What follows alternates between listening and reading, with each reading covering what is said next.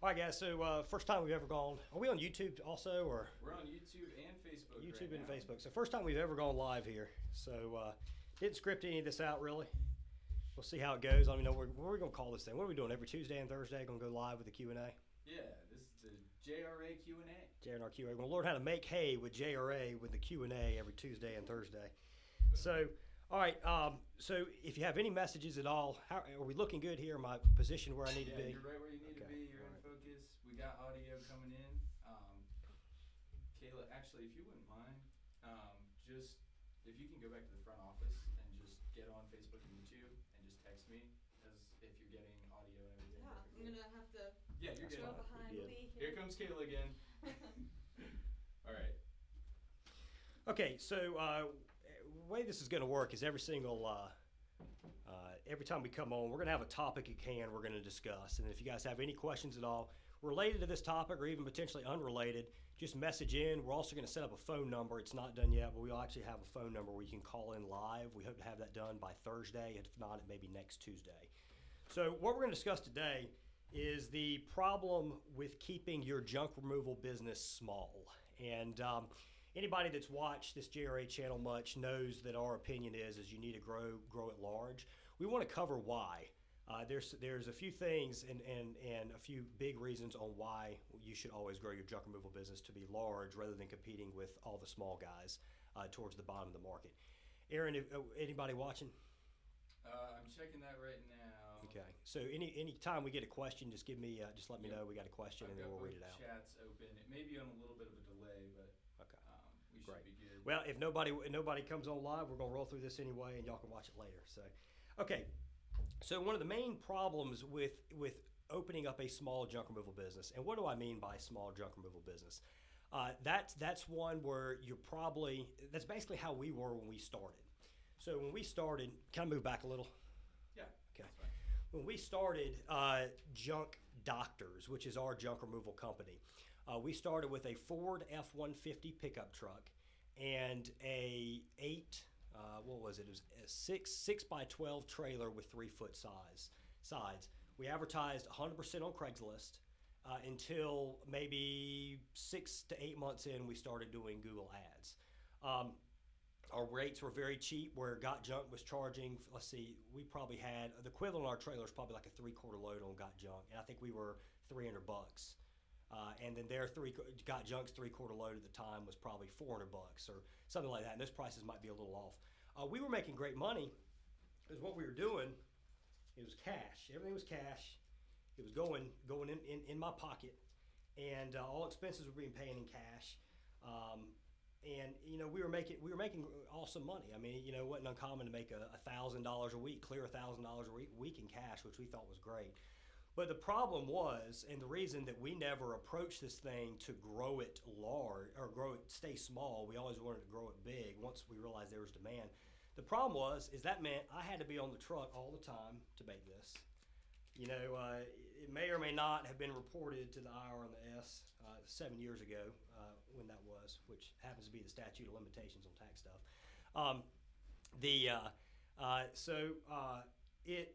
But the issue with it was I would have to be on every single job. So as soon as I want to go out of town on one day, and I hired somebody else to go and do the jobs for us, and it was a guy named Lee. He was another guy named Lee Holland.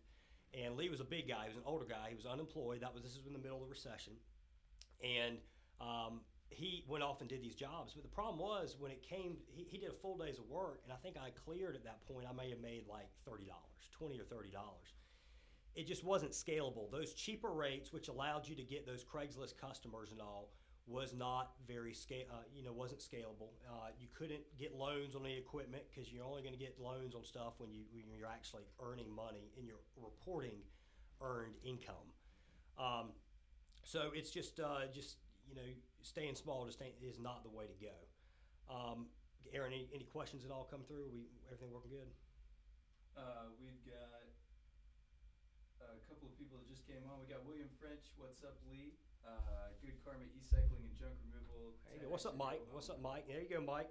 10X, man. And then William, I appreciate you watching. So again, we're covering reasons on why not to keep your junk removal business small. You can start out small. Ideally, you don't. Ideally, you've got money going into this thing. You're unlike us. We were small. We had no money going into it. So you can certainly start small and advance your way up, but you got to make sure if you're starting out small, you don't stay that way. You become a slave to your business, and I know all of y'all out there know that. The only time you can ever take off with a junk removal business is you stop working. You know, you're not going to work for a week or two. You're going to shut your business down for that week or two. There's a lot of business you're never going to get, and there could be some repeat customers that you don't have access to. Potential repeat customers, you know, that all of a sudden they go with one of your competitors. That could have been somebody that used you weekly or monthly, yearly, however often. You know, so what happens is you get afraid to shut down. You get afraid to be able to take time off with your family. You're a slave to your business. The business is running you. You're not running your business.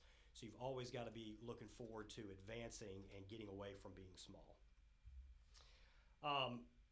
You've got there's no opportunity to retire, or when retirement in business is you actually selling. So, you know, with a well-run junk removal business, a larger junk removal business, you know, you're going to be able to sell it for anywhere from 3 to 5 times net profits, plus equipment. We got a question? Yeah, we got a question coming in. So we're going to put this up on the screen right now. This is from William French. And William is saying, box truck or trailer, which is best? And I will go back to you, Lee, now. Between a box truck and a trailer, you know, I would definitely go with the trailer. If you can make it a dump trailer, then that would be the best. Here's the issue with the box trucks. The box trucks are almost too large for the way we charge anyway. So you're going to have this really large vehicles, and you charge based on volume of space. It's hard to educate a consumer on your pricing because you might have a box truck might be 40 or 60 yards, depending on how large of a truck you're talking. You're talking a 26-foot truck. How big of a truck? And so your full load rate on that is going to be like $1,500, $1,800, and that's just going to scare away the majority of consumers. If you're going to go with the trailer, ideally a dump trailer, but you can start out with a trailer just behind a pickup truck. Box truck, a smaller used U-Haul isn't a bad way to get started either, though. So there's not necessarily a right or wrong answer. If you're doing a lot of recycling and repurposing and selling, then a box truck's the way to go because it's closed in. However, you know, again, I would mainly focus on the removal end of things, not the resale. That's what we do. We just try and get as many removal jobs as possible. That's where we make the majority of our money at the least expense. All right, so William French is back on, and he's got a reply. He said he's got a 12-foot truck. And that's what he currently has now is a 12-foot box truck. Is that right? William, if you would not mind clarifying, I just got that 12-foot from you. Is that the truck you currently have? All right, and back from William, we have a few trucks and trailers. I'm thinking on buying a box truck. Box truck, the only time I would recommend ever going with a box truck is if you do a lot of jobs and you're keeping some stuff and you're turning around and selling it or donating it because it keeps it from getting wet. We don't, so I mean, I can tell you what we do. We had 10 dump trucks. We're at 9 right now because one got wrecked, but we just placed an order on another one. We use all dump trucks, open tops. We donate and recycle what we can. If it's a rainy day, the stuff gets wet, it has to get junked, it can't be donated.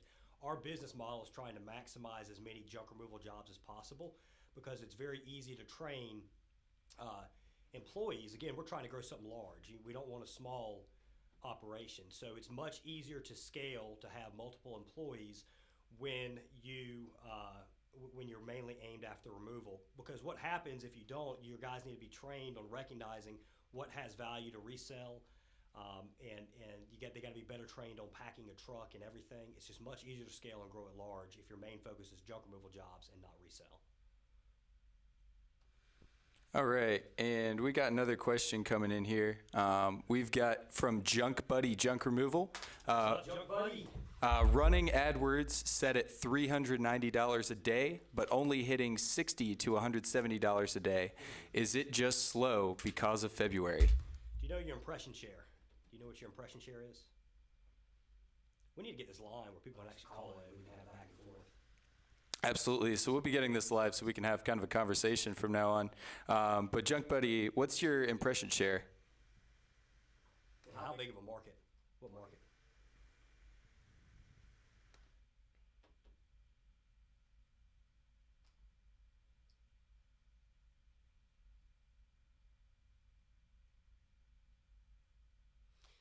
While we're waiting on him, it could be because it's slow. Part of it depends on what your ads campaign was doing before the winter. Now, I know we've picked up. I know a lot of our customers have picked up tremendously over this week. It's a little early for a pickup. Typically, things don't start picking up till the second or third week in March. We've been rocking and rolling, and we know of others that have as well. Our guy in Huntington Beach is just killing it right now, extremely busy. AdWords, if you're have a really high budget and you're not hitting it, there's a couple things it could be. One is what's your average position, and what's your maximum bid on your cost per click. So if you set yourself at a $350 daily budget and you're only hitting 150 or 160, your daily budget's only part of it. The other part is what's your max cost per click. So if your average position is like 1.0 or 2.0, then by raising your cost per click, you're probably not going to increase your spend. But if you have a $350 daily budget, but your cost per click is only putting you at like the third or fourth position, or you're towards the bottom, then you're just not showing high enough, so people actually aren't clicking on your ads, which is going to increase the cost. We got an answer from him. Yep. We've got an answer from Junk Buddy. So Junk Buddy said 100 to 170 in St. Petersburg and Tampa, Florida. Okay, so those are big markets. You should be. I tell you what, if you'd like to you can grant actually ads access to SEO at junkremovalauthority.com, read-only access. We'd be happy to look at your campaign if you'd like, and we can let you know some tips and pointers. And if there's any reason we see that you're not showing that high, Tampa and St. Pete. This is prime time for Tampa and St. Pete right now. So I would think you'd be able to hit that 350 daily budget as long as your cost per click is high enough and your metro and you're hitting a big enough service area within there. So Junk Buddy has also replied back, 10 CPCs, 1.9 position. Yeah, it just must be slow for you. I mean, we'd be happy to take a look, but it just must be a little bit of a slower over time, most likely. And we've got another question coming in from William French. Do you help people set up AdWords? We offer AdWords management services. We're happy to give tips and pointers on it. We're very, very confident, or very 100% positive that you want to be focusing on running a junk removal business, not running an ads campaign. We've got Shane. We pay him $60,000 a year to manage ads campaigns for multiple companies, but he's looking at every single junk removal company we manage daily, sometimes multiple times a day. Sorry, I keep scratching my nose here, guys. I'm fighting a cold. He's looking at them daily. You just don't have the time to run it daily. But I'll give you some tips and pointers. You want to be very specific on the search terms you use. So you want to really target junk removal. In some markets, garbage removal might be an okay search term. We've seen in some places in California, garbage removal is actually a decent search term. Some places up north. A lot of places, garbage removal, you're going to get a lot of calls for people just looking for their weekly curbside pickup. So you want to avoid that. I would not do enhanced CPC. Anything automatic from Google, you don't want to do. You need to have manual bids in there, and you need to change them to kind of get the bidding you need. Google doesn't really understand junk removal. And one thing you always have to keep in mind with Google is Google's primary motivation is to get more clicks, because they make money on clicks. Their quarterly revenue is like $30 billion a month. Of that, 90% comes from Google Ads. So you're going to get these calls from these Google Ads professionals that work for Google. They're going to give you a lot of these great tips, and they're going to be tips that are going to make you show more, and they're going to be tips that get more clicks, but it's not necessarily going to bring you more business. So you need to be very focused. Just pick 6 or 7 search terms, especially on a limited budget: junk removal, junk hauling, hoarder clean out, deck demolition, shed demolition, search terms like that, hot tub removal. And then you want to be pretty exact match on those. You can broad match them some, but I'd start out, if you have a limited budget, on exact match. Then you got to watch your search terms. You got to keep an eye on your search terms. You want to make sure your negative keywords are in there for junk car removal. You want to make sure your negative keywords are in there for scrap yards. I'd have trash removal as a negative keyword, unless your budget's really high. Because the problem with trash removal is, again, you're getting a lot of weekly curbside pickup. stuff going on. So be very, very selective on the search terms you use and kind of broaden it some as you go, but start out small, work your way up if you're going to self-manage. Again, our ads campaign, it's $750 a month. If you spend at least $1,500 a month on AdWords, then we pretty much guarantee that we're going to, if you've been self-managing at $1,500 a month, between eliminating bad search terms and getting you increased business, we can make up our $750 a month difference almost all the time. Got any other questions? Awesome, guys. So yeah, I mean, any questions on AdWords, always feel free to ask. We know a lot about it. We're happy to answer any questions you have on that. So going back to, you've got no opportunity, if you're staying small, you got no opportunity to really sell your junk removal business, because what happens is you basically own your job. So there's no doubt in my mind you could be out there with a smaller junk removal company and be getting 3, 4, 5 jobs a day. You could probably bring home $100,000 plus a year. You got a great income going on, and you could probably do that within a few years of operation. But the problem is, as soon as you step off the truck, you don't have the margins in place to continue making that amount of money. So what happens if you get hurt? If you want to take a vacation? If you just get old enough that you're just sick and tired of hauling junk, or you're just physically incapable of doing it anymore. When you grow a business large, then you're going to have systems and employees in place where that business keeps on giving you an income stream. It's something, if you go take a vacation, you want to go to the Caribbean for several, not months, but weeks or maybe a month. You come back and that thing's just been, it's been ticking along. You know, it's been earning income all the way through. It's running just as smoothly as the day you left. So, and then again, 3 to 5 times revenues. If you get a junk removal business, let's say it's profiting $250,000, you know, that business is going to be worth $800,000, $1 million, something like that, plus the cost of equipment. So you just can't sell when you're small. You own your job, you don't own a business. You don't have something you can actually sell. Got a question? William French was just replying with thanks, guys, and absolutely, William. Awesome, man. That's great. Yeah, I mean, just any questions at all, just let us know on it. You're unable when you're small and making a lot less money, and you have less trucks. If you like donating time, if you like helping out Habitat build houses, or you like just giving to your community, and you know, just helping out people at church. If you have a lady at church that's got a hoarding issue or whatever, and your church wants to assist cleaning that out, it's a lot harder when your income stream relies 100% on you for you to go help that lady out. Because while you're doing that, you're doing this job for free. But you're also missing out on the income you could make. When you have a busy operation, you generally could find time to kind of fit that sort of stuff in. What you got, Aaron? All right, we got another question here from William. William said, what do you use besides AdWords? William, I'm going to assume you're talking about for marketing, advertising purposes. Yeah, so I mean, we do a lot.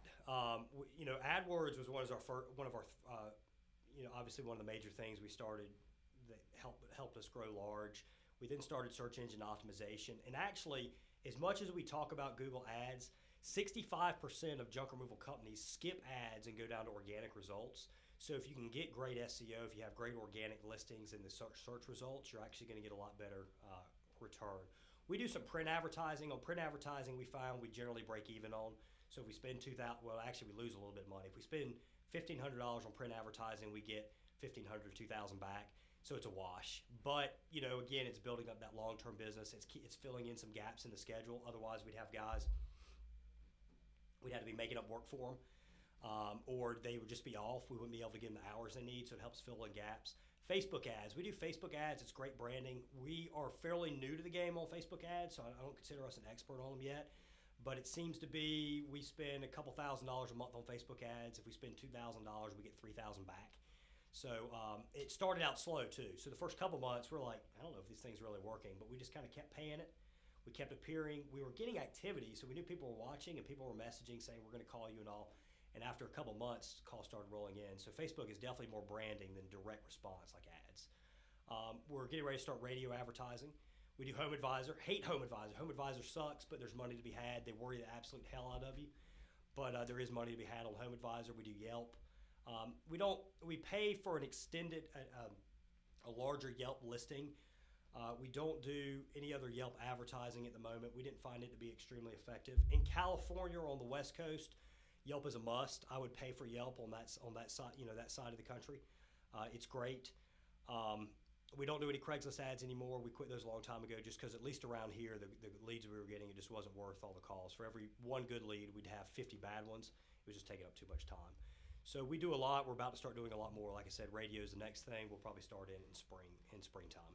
We try and right now, where we are, we try and spend 15% of our revenues go back out on advertising is where we'd like to be. We got to do more advertising though, because last year was like 10% or 11%. It needs to be higher. We want to keep getting the word out. All right, so we got a Facebook question, and Good Karma, we see your comment. We will get to that one in just a second. We got a Facebook question from Jamie, and she's asking, what percent of profit should I need in making on each job? So what percent profit should she be making? So direct profit, you want to see at 40% or so, generally on direct profit, 30 to 40%, depending on your operation. If you're going out and you're on the truck yourself, we'd like to see 40%. Now, you're going to be, your net profit on your business is going to be less than that once you get large. You're going to have administrative expenses, you've got insurance. I'm not counting insurance cost on that. I am counting job acquisition cost, so that is part of it. But you'd like to see 30 to 40% after you pay labor, disposal fees, wear and tear. You figure vehicle wear and tear. Our vehicle wear and tear is about 3% of our income. We've seen it higher, but we generally figure 3% of our income. Disposal fees are going to be around 10%.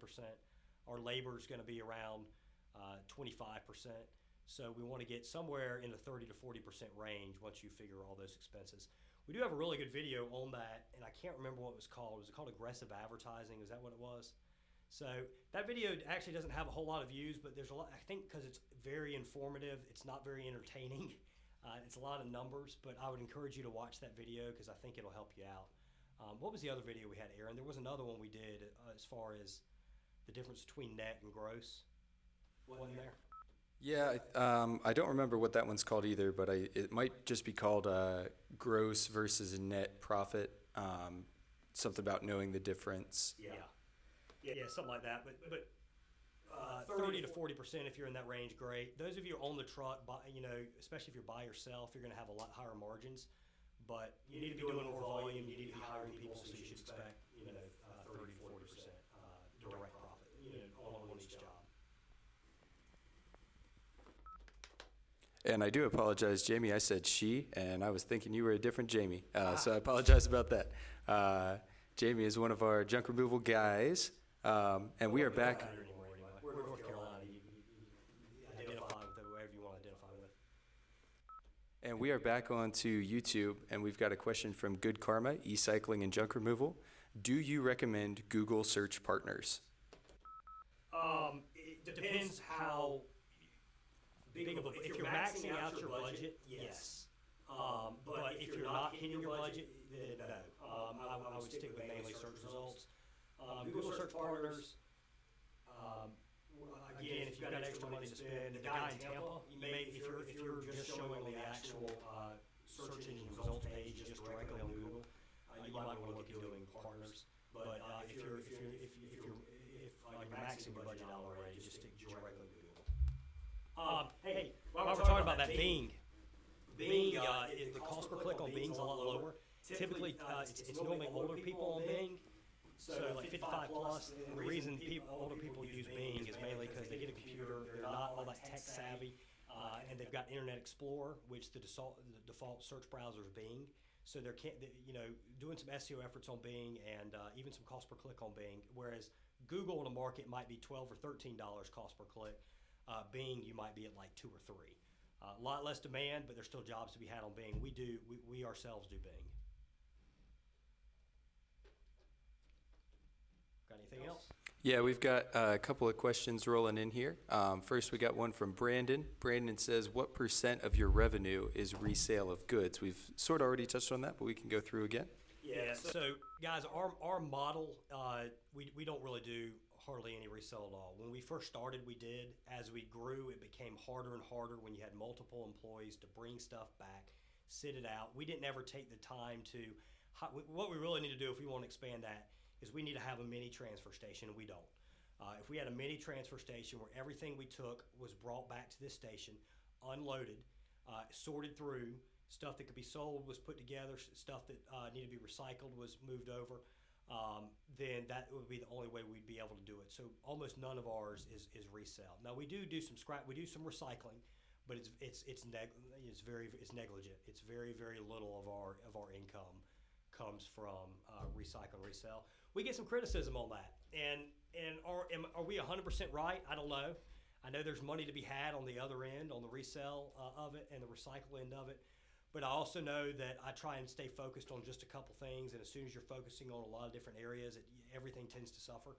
So we try to be really good on the removal end, get as many jobs as we possibly can, maximize those profits, do a really good job for our customers, and then things that can would normally be able to be resold, we pass on to a donation center, and that's just kind of how we operate.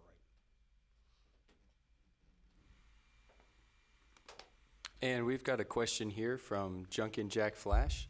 Junkin Jack says, what do you charge for SEO work? Yeah, so our SEO is a premium SEO service. It's $1,500 a month. If you want any more information on that, we'd be happy to talk to you about it. Unfortunately, we can't guarantee results, but generally, anybody we work with for the keyword, like our guy in Huntington Beach, he's been doing SEO for 3 or 4 months now. He shows number 3 for junk removal Huntington Beach. The guy in Denver shows number 5. He's been with us for about 6 months now. And then also, obviously, we're targeting hot tub removal. That's the low-hanging fruit. Anytime you want to do search engine optimization, you want to target the big keywords, but get you a dedicated landing page for hot tub removal, for shed demolition and removal, for deck demolition and removal. And you want to create a consistent blog going back to those pages. Most of our SEO work is on page. We do have partners we have bloggers that will do some links back to us or to our customers for relevant Google listings. If they're writing an article, an organization, and your particular company is relevant, they from time to time will include some links back. We also do get you submitted to all the regular online directories. The off-page stuff is really it's weighed a lot less now. 3-4 years ago, you could get a bunch of backlinks from Google and your SEO would rise. They're actually penalizing you now. Matter of fact, if you look up negative SEO is something that we actually had a little bit of an issue with, and we had to disavow a bunch of links. Negative SEO is you've got competitors that are actually going out there and submitting your information to all these bogus sites and having links built back to your site. Google's penalizing that. So negative SEO is something you got to watch out for. We do that on our SEO services as well. We've seen great results. It is $1,500 a month. But within 6 months, we expect you to be getting tremendous amounts of money, tenfold off of that generally. All right, and we just had a question come in from William about, do you provide backlinks? And he just said, never mind, we just took care of that one. Just answered it. That was perfect timing, William. Thank you. And Leland Nelson has tuned in. He says, hello, I'm tuned in. So hi to Leland. What's up, Leland? Any other questions? All right, so we'll keep rolling along here. Okay, so we're talking about the problem with keeping your junk removal business small. One of the other things, I talked about medical issues and just general aging. I mean, guys, I was on the truck for a year and a half or 2 years. You got to be sore all the time. I mean, if you get all up into your 30s and you're doing 4 or 5 jobs a day, it's going to wear on you. You need employees and all that are able to do that. You also want to have freedom in your life, so you want to be able to go to kids' soccer games, baseball games, whatever, school functions. I mean, you want to have a life outside of your business. You're not going to be able to maximize your income if you're having to shut down to do those types of events, but if you hire people, you can. Also, hauling applications. Everybody out there is trying to become the next Uber. So what you got in junk removal, there's 2 that I'm going to talk about. You have Tackle, T-A-K-L. Last year, they got $10 million in investment funding. They're in, I don't know how many cities. At one point, they were in 10 cities. I think that was an older article. They're probably in closer to 20 or 30 cities now. Tackle is not just junk removal, but they do radio ads. One of the main things they talk about on radio ads, they say, do you have some junk you need hauled off? We have them here in Raleigh. That's the reason I know 100% about them. And the way it works is they're working with pickup truck haulers, basically. And it's dirt cheap. So they want you to go pick up a couch for like $45. So what happens is when you're small, there's probably 5 or 10 times, right now there's probably 5 or 10 times as many small companies as there is large companies. There's not a whole lot of competition up top. There is some, but there's a bunch of competition at the bottom. These apps are going to make competition at the bottom is going to bring a lot more people in it, because you're going to have people that never thought about um, doing hauling. They hear these commercials, they're like, yeah, this sounds like a great idea. I've got a pickup truck, and I can make a little extra cash. So I can make some beer money, basically. And that's just going to really drive the cost down even lower. The customers that are willing to hire people from Tackle are the same people that are looking for people on Craigslist. They don't care about insurance. Having people in uniforms, very professional, they don't care about.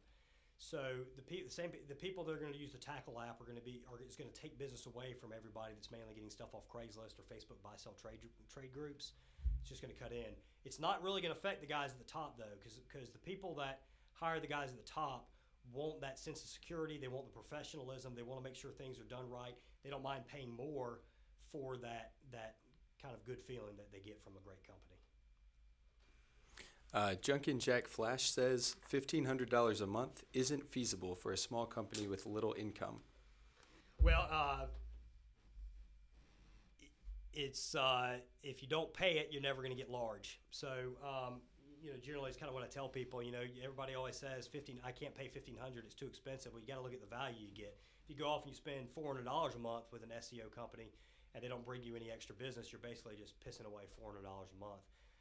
You just got to find a way, man. You got to find a way to do it. If you want to do it, you got to find a way to get money to make it happen. If you decide you're going to do it, you're generally going to figure it out. If you keep telling yourself it's too expensive, you won't be able to. I'm always going to try and keep this real. Jack, I saw your post in one of the Facebook groups. I know you've been having a little, having some issues you're trying to work through with your company. I hope we can help. Hopefully these videos help, and I appreciate you watching.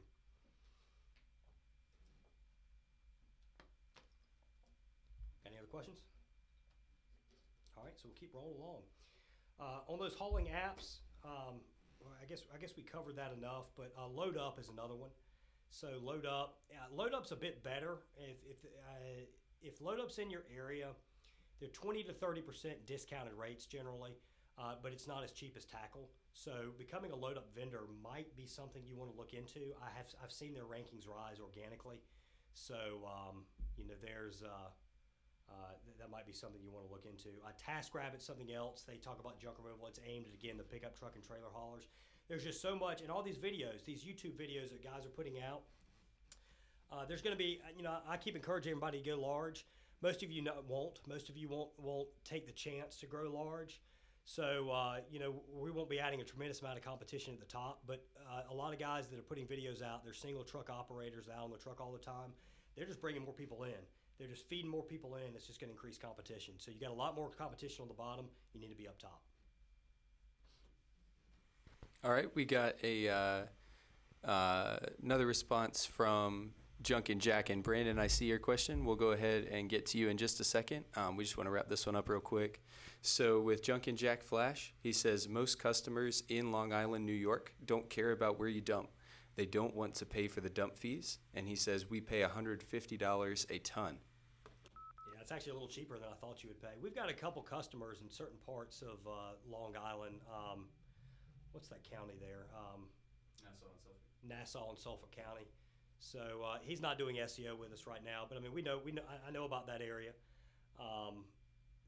We're not doing ad. We're doing AdWords in Manhattan and Poughkeepsie. I don't think we're doing anything in that particular market. But we've seen markets all throughout the country. If you appear well organically, then there are always customers. You're always going to have some customers that you say don't care. And the thing is your understanding of your market is going to be the customers you're currently getting. It's not there's customers out there you're not getting because you're not appearing where you need to appear for those particular customers. So I will guarantee in your market there are people that really respect value. They're willing to pay for it, and they're looking at the top of Google, or they're or really good reviews on Yelp. Yelp can be cheaper, but a lot of people go straight to Google. They want to see the people up top, the people that are really good customers. And you're not getting those customers now because you're not there. So your understanding of your market is that everybody's cheapos because you're getting cheapos. We've had that same problem. Bad problem to have. All right, and Brandon, we see your question. He says, top tier junk removal, San Diego. You currently offer your JRA services to a local competitor of mine. Yep. Do you see any conflict of interest between competitors if I decide to retain your services? I don't know if he's talking for SEO or AdWords. What we tell everybody, we'll do the best. If you work with us, we don't give exclusivity in markets because we're not locking you into long-term contracts.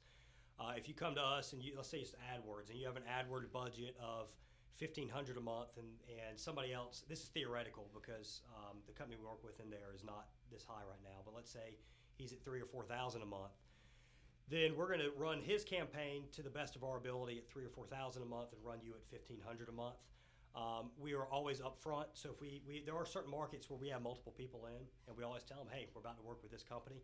There is an advantage though, and where we're actually, if we work with a couple people in a particular market, especially if these people have been up top, if we can work together, and this is up to you, it's up to the companies. We can try and facilitate if the companies would like, but we've actually seen success on them getting the same amount or if not more jobs, but actually bringing costs down because we're able to be kind of that middleman, making sure that they don't run the cost way up. So we just kind of tell people up front, we're just going to do the best of our ability. If the companies want to work together, great. If not, we're gonna run the campaigns like we would anybody else. All right, and we've got another question from Supreme Empire Junk Removal, who says, what are your rates for managing Google Ads? Yeah, so Google Ads management. All right, so you probably know this, but on Google Ads, there's two parties you'd pay for our management service. One, you're going to pay us, and then you're going to pay Google. And generally, we'd like to see, depending on your market, we'd like to see most people paying Google between $1,500 or $2,000 a month in order to see the value from us. So our management fees are $750 a month for Google. It's a month-to-month contract. We're not making you sign a 6-month contract. The nice thing is there are companies out there that know AdWords as well as we do. They know the Google Ads platform as well as we do, but they don't understand junk removal. We've spent over $1 million on our own junk removal campaign. We know all the keywords. Immediately, you're getting a campaign that's 90% of the way there as far as showing for all the correct keywords for your market. And basically, the most important thing is not showing for the keywords that are going to lead to just wasted spend, stuff you spend money on and you don't get any money back. So that's already figured in. And then the reason I say 90% there is every market is a bit different. So over several months, there's going to be tweaks that need to be made to get us closer to that 95 or 100% of the way there. We generally tell everybody at $750 a month. If you've been self-managing a campaign at $1,500 to $2,000 plus a month, we can almost always more than make up for our management fee, and you're not having to spend the time to manage it as well. All right, Junk and Jack, we see your comment. I'm going to get to you in just 1 second, but we want to wrap up with Brandon. So Brandon asks, specifically speaking, website services. I don't want the same template that you use for all your sites. Yeah, and hey, when you're talking, can I talk as well, or do you cut me off? I'm cutting off. Okay, I got you. Okay, all right. I've been sitting here saying some stuff that y'all haven't been hearing, but we can build an independent site.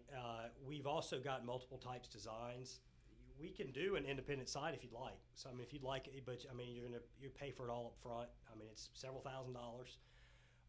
I do encourage people to use our monthly website option that's similar to other designs, because we're able to get a lot of great information and data, learn what converts and what doesn't, and we're able to make tweaks. So basically, by having multiple sites, we've got a lot of we're able to take the time and spend the time testing those sites to see what converts the best. So I encourage people to go that route.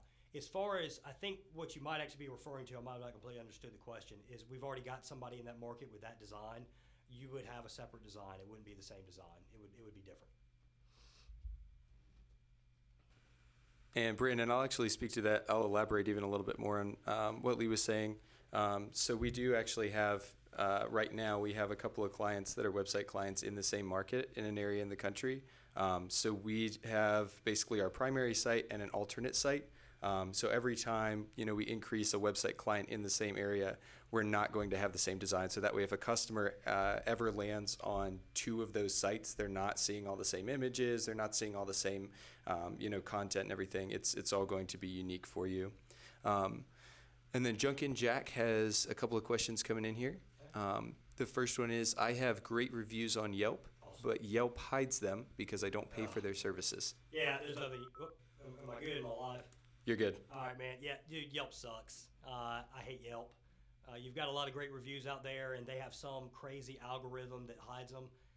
unfortunately, that's Yelp, and that's that we're all facing that, and I feel for you because one thing I'll tell you is don't ask for Yelp reviews. But one, it's actually against Yelp's terms of service. But basically, the only time a review is going to show on Yelp is if you have a Yelper, meaning somebody that always leaves reviews on Yelp all the time. Generally, I'm not a Yelp algorithm expert, but my understanding is that the first several reviews that a Yelp individual post don't get shown because they don't believe that it's a real poster. They think the reviews are fake. I hate that, but that's an issue we're all having to face right now. We've had a lot of reviews. We probably had 15 or 20 reviews just disappear when they make an algorithm update. All right, and then Junkin Jack also says, does the 1500 include hosting? That's normally just SEO. If you call me though, let's talk. We can work out a situation. If you want to do SEO services, we might be able to work something in for you. At least for a certain period of time while you get going with it. Any other questions? Okay, so let's keep rolling right along. How to grow it big. Number one, guys, you just got to commit to growing it large. And this is going to sound like some motivational bullshit maybe, but in my life, I've experienced basically you're going to achieve what you believe that it's possible for you yourself to achieve. For example, we reached a peak a little bit with junk doctors because we got to the point we were grossing a couple $1 million a year. And we weren't making the expansion and making the big swings necessary to get us that next level. To me, it felt like we were making a good amount of money.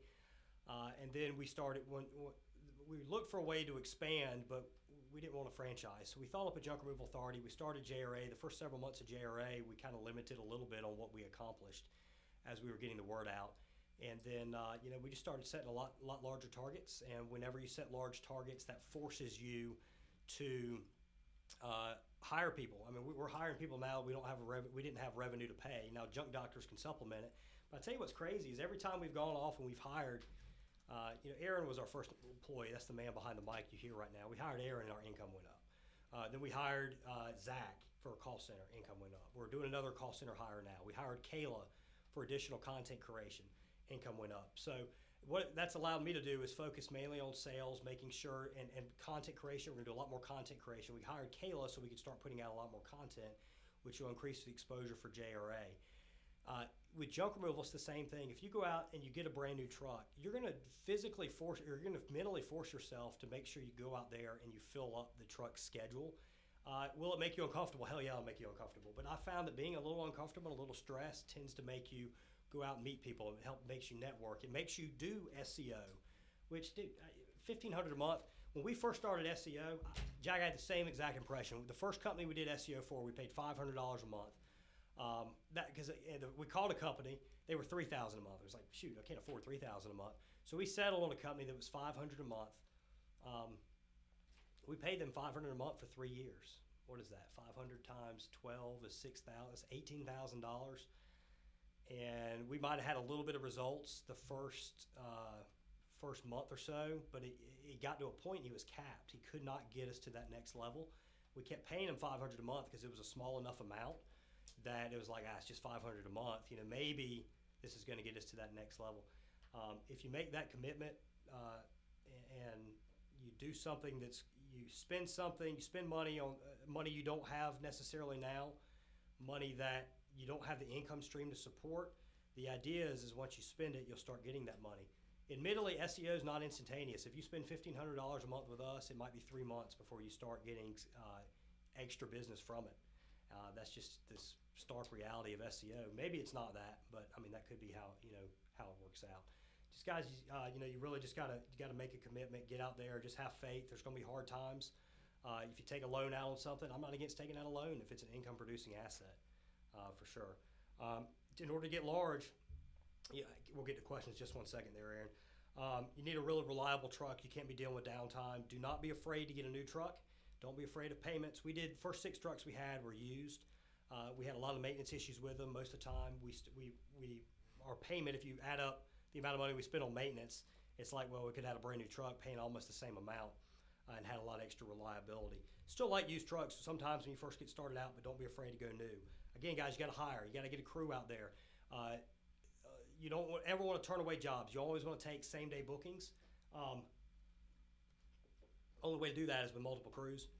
So you got to hire a little bit before you need them, and then you'll fill those crews up. Advertise hard. When we first got going, our model is 25 to 35% of advertising revenue for your first year. So the revenue you bring in, spend 25 to 35% back out.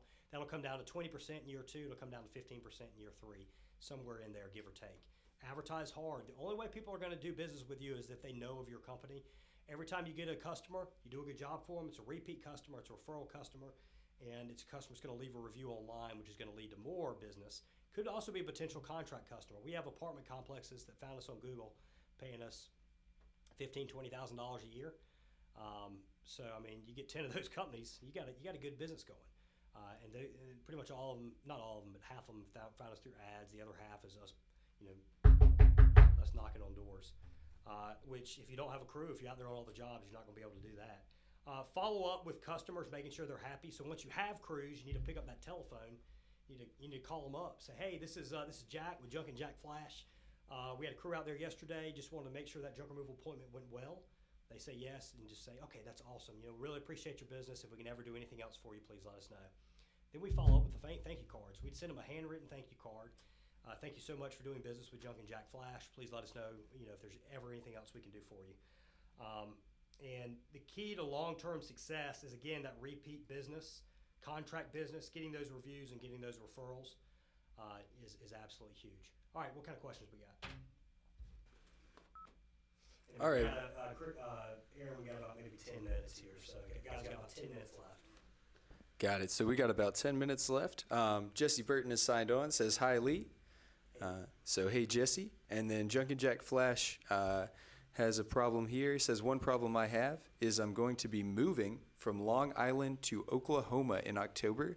That's going to affect my SEO.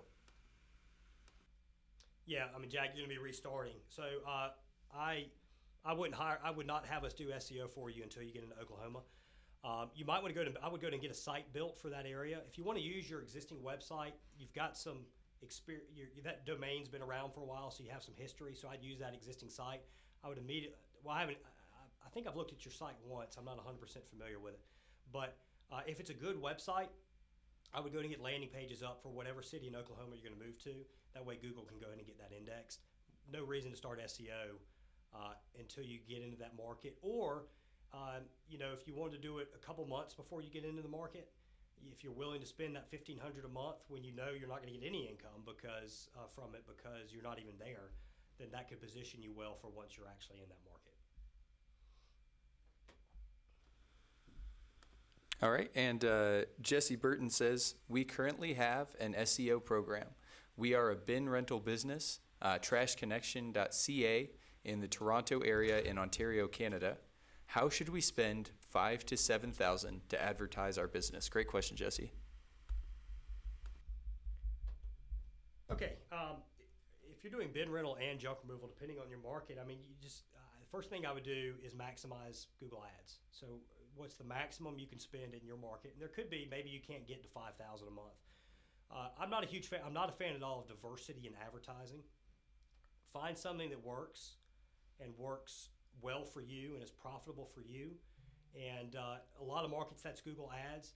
Admittedly, there are some markets out there Google Ads does not do as well in. And we've had customers. They have great search reports. They're showing for all the best terms. They're getting clicks.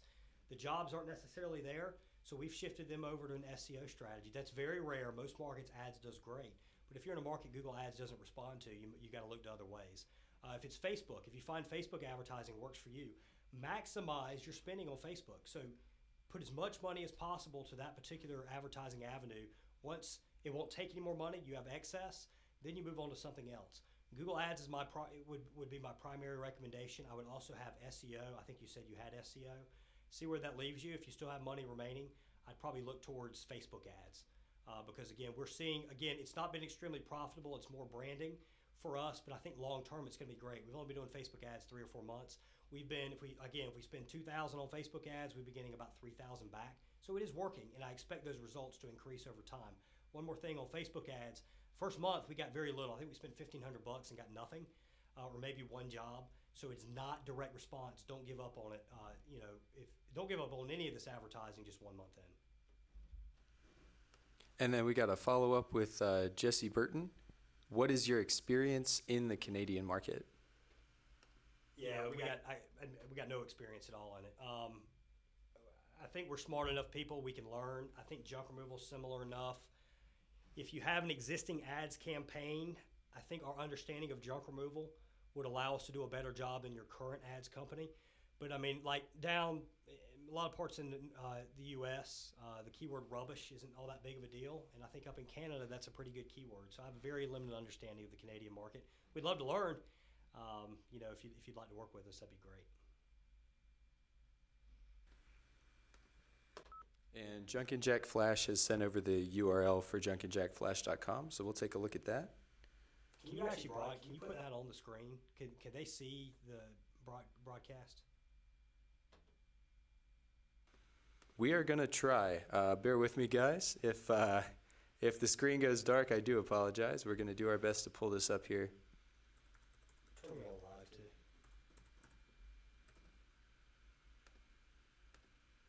All right. Okay, great.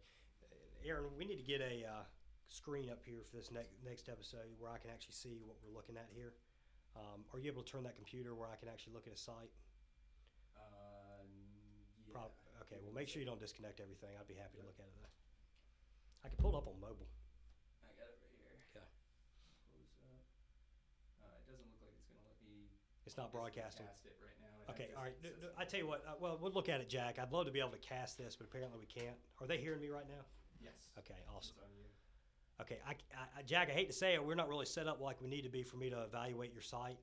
I've got your email address. Let me take a look at it. I'll give you some input separate from this broadcast. I'm writing that down right now to follow up and kind of let you know what I think of your site. Sorry about that, guys. All right, so Aaron, what we need next time is we need to be able to cast websites. I think a lot of people would love us to look at sites and kind of evaluate it. So we need to be able to do that. And I need a computer where I can actually look at stuff as well. So, we got any other questions? Give me a sec. I'm pulling back up the YouTube chat here. All right, here we go. Yeah, we got a couple coming in. All right, guys. Yeah, I like when Lee talks about setting up new stuff because that means new toys for me to play with in here. We've got a question from Junk Diggers Junk Removal. Wow, this is a really cool chat setup, Lee. And how you been, buddy? And let me get you back on here. Yeah, doing good there, Digger. And I tell you what, Aaron, can we talk at the same? You got a way where we can talk at the same time? We can. I'm just worried about feedback, guys. If someone can let me know if there's a bunch of echo or feedback right now. Otherwise, I'll just keep both these mics on. Just keep them live because I probably said a few things. What did he ask me? Yeah, what's going on, Digger? I appreciate you watching the channel. Though you been doing all right? What else did he ask me? That was all from Junk Diggers, but we got William French back on saying our YouTube ad's good. I wish I had an answer for that. We're going to start doing YouTube ads for JRA. I don't know on the junk removal end. Admittedly, somebody asked earlier what kind of advertising we do for our junk removal business.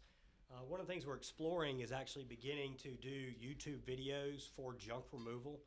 I know there's companies out there that have had a great success with that. I also know that YouTube is actually the second most popular search engine, so which is pretty crazy. Most people don't look at YouTube as a search engine, but it's the second most popular behind Google. So I don't know if they're good or not. I think for us with JRA, I know they're going to be good because we're able to target people that have watched, our channel or channels related to this. For junk removal, it's probably going to be a lot like TV advertising. TV advertising works for some people if you have a high enough budget. Generally, it just sucks your money out without bringing in a whole lot of returns. That's expensive advertising. I would imagine YouTube would be a bit less expensive, but probably similar results to TV. We'll have to try those out so we can actually give some people some good feedback on that, though. That's a good idea. Got any other questions?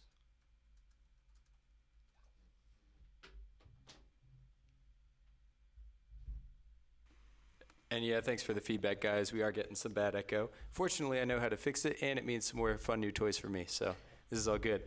Junk Diggers replied, "I'm doing good, buddy. Business has been picking up big time over the last 2 weeks.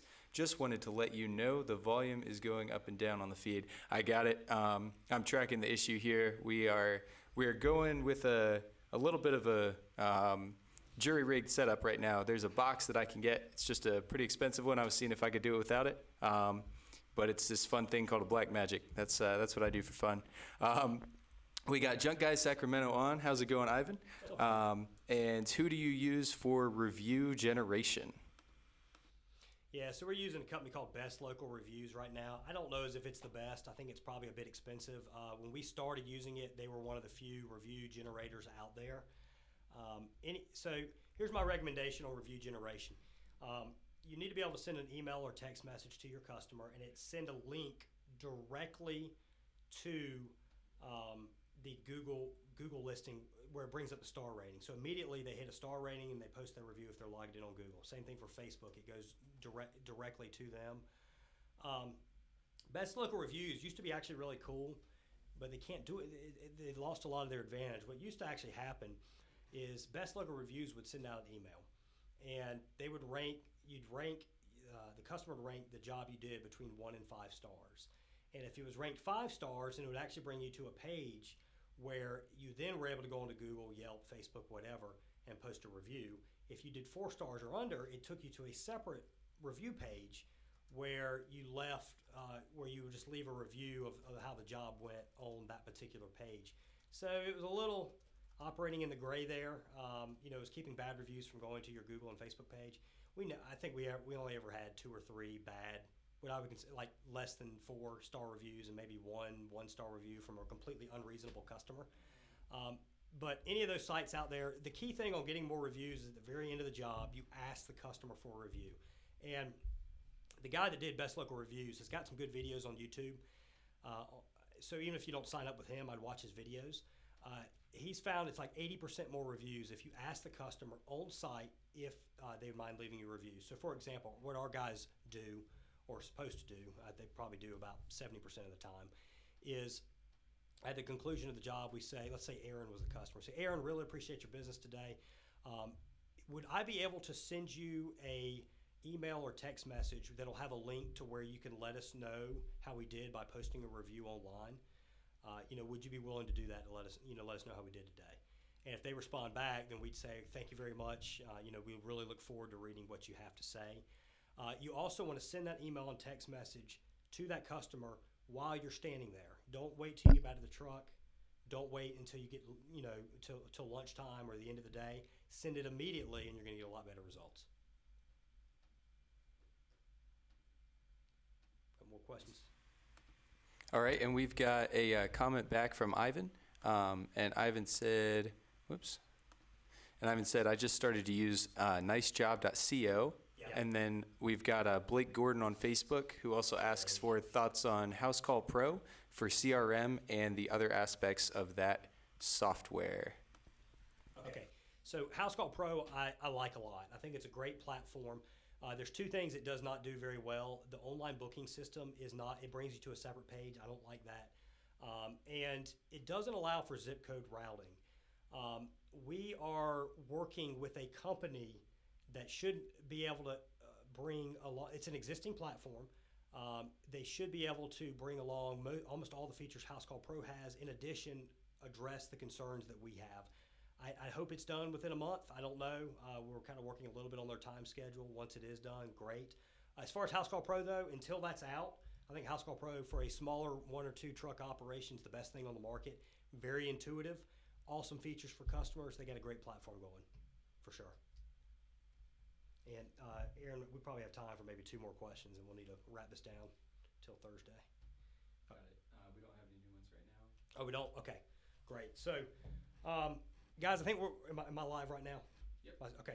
We're going to do this every Tuesday and Thursday to start with. We thought about doing it daily, but I think every Tuesday and Thursday we're going to do to start with. We're going to see how much participation we get, how valuable you think it is.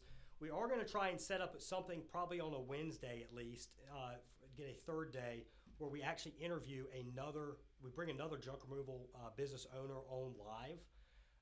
We'll see what we can do on that. We got some work to kind of start putting that together. But every Tuesday and Thursday, 12 to 1 Eastern time. So those of you on the East, you got this during lunch. Those of you on the West, first thing in the morning. Those of you in the Midwest, well, you just kind of smack dab in the middle of your day. But 12 to 1 Eastern time every Tuesday and Thursday, JRA is going to go live with a Q&A session. Well, today's topic was on the problem with keeping your junk removal business small. And I think we covered a lot of great questions. Any last questions at all? Go. We do probably do one. All right, cool. And we got a couple coming in from Junk Diggers. Just one question. So this will be the last one, guys. Thank you, Junk Diggers. How do you feel about someone using the Square device for credit cards, or would you suggest something else? I've been using Square for the last 4 to 5 months, and it has been okay so far. Yeah, I think Square works out okay, but I believe, I don't know, you might not be, what's the heck is that? There's a 3-digit security. Square is not necessarily 100% secure, I don't believe, unless they've updated their stuff. I think the card readers might not have that security that credit card stuff has. And I wish I knew the technical name on this, but I would look into that. Square's not bad. Obviously, there's a lot of people using Square out there. Intuit, I think, is a bit better. But there's also, if you're doing more volume, we use, I can't remember the name. We work with another broker. We pay like 2%, 2.2% credit card rates, but we do a lot higher volume. I'd shop around because there's a good chance you can get better rates and you can make sure you're 100% secure, which isn't necessarily the case with Square. So, all right, guys, really, I think Aaron might add a couple comments in down there. I've enjoyed this. Hope everybody found it helpful. Again, every Tuesday and Thursday. Check us out at junkremovalauthority.com. We've got a lot of great information on there for those of you looking to start and grow your junk removal business. If we can ever help at all, our phone number is 919-617-1975, and we'll be back on Thursday between